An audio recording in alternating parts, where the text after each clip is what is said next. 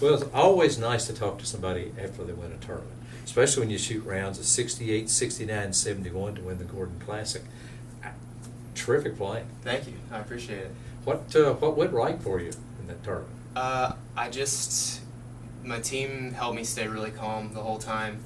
I didn't know where I stood the whole time coming down the stretch. Now, come on, you had to glance over at least once. I did not look at a leaderboard the whole time.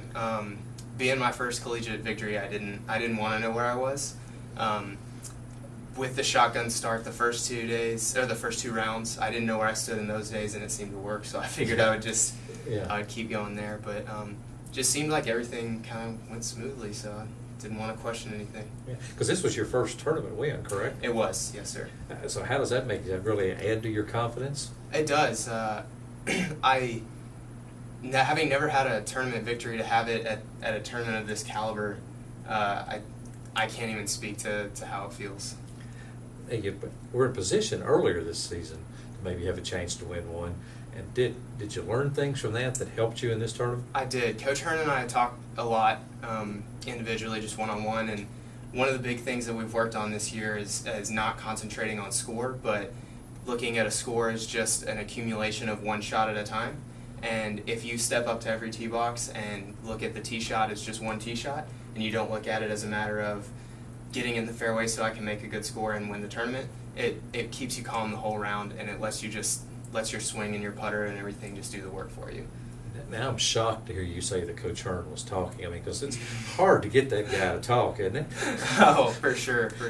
He's a quiet guy. Yeah, I know he is. He did tell me that one thing he really likes about you is that you are starved for knowledge, and that one thing he likes, that even when he knows you probably aren't agreeing with him, at least you go ahead and listen and are willing to try what he's telling you. Is that a fairly accurate observation, you think? I'd say so. When he stepped in and when he stepped into the program, he had some radical ideas, we'll call them, and that were a lot different from past coaches. I'm on my 4th head coach now as a center golfer, and they were much different.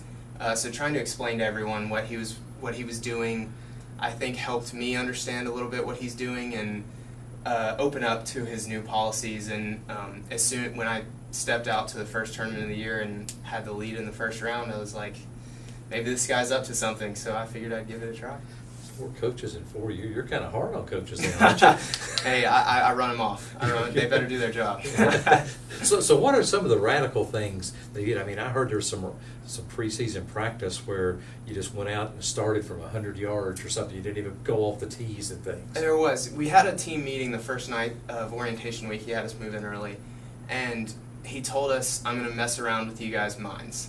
And we were like, I can believe that. We were a little skeptical, and we didn't really know what that meant. But then when we had to play 36 holes each of the next 2 days, one from the black tees, which is a typical round, one from the 150s, one from the red tees, and one from the 100-yard markers, I think everyone was expecting to shoot really well from certain tees and certain positions. And when they didn't, they understood, okay, this guy is playing with us a little bit. And so that's been a little different than normal. We've played rounds where everything but the fairway and the green is a hazard. So you have to hit it dead straight, and you have to hit the green, and it makes you step up to hard tee shots in tournaments and think, well, I've done this before. You know, I've hit harder shots, and he's really made us mentally tougher, I think, through these. I read where you said your dream foursome would be playing at Augusta National, which I can certainly understand. Tiger Woods, Roy McIlroy, those two make sense to me. But the 4th member was going to be Michael Jordan. Why would you put Michael Jordan in that group? So all of them, to me, I'm a huge Tiger fan, and the biggest reason is because he kind of has that clutch gene. When I grew up watching golf, watching him make putts that he had to make. And always making them, didn't he? Always. You know, when he made the putt at 08 in Torrey Pines against Rocco, the announcer said, expect anything different. And no, nobody did. And the same was with Michael Jordan. I'm actually a huge LeBron James fan, but Michael Jordan had that clutch gene that was untouchable, and I've always respected that. And then you said if you could go back in time and invite anybody here that you wanted to spend a weekend with you, it'd be Bobby Jones. Bobby Jones. Now, you didn't grow up watching him play. I did not grow up watching Bobby play, no. But he, as I put on there, he was a member of SAE, which I am on campus.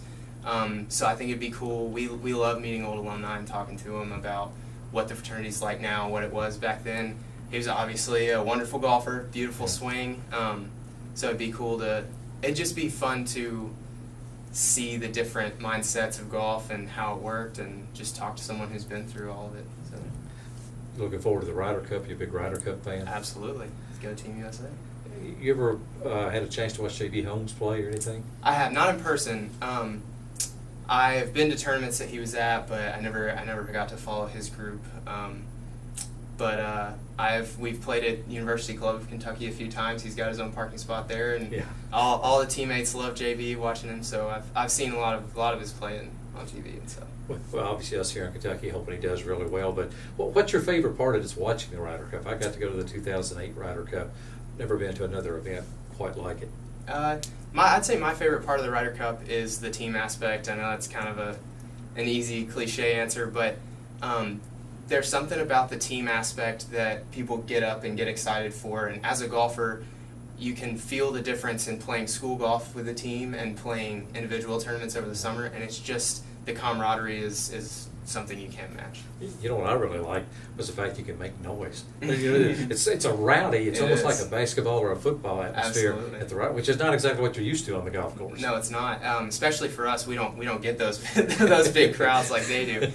So well, you got Coach Hearn. That's true. Coach is always making some kind of jingle in his pocket to mess with us and get us going. But it's exciting. It's just a completely different atmosphere. Well, congratulations on your first win. Hope there's many more to come. I appreciate it. Thank you very much.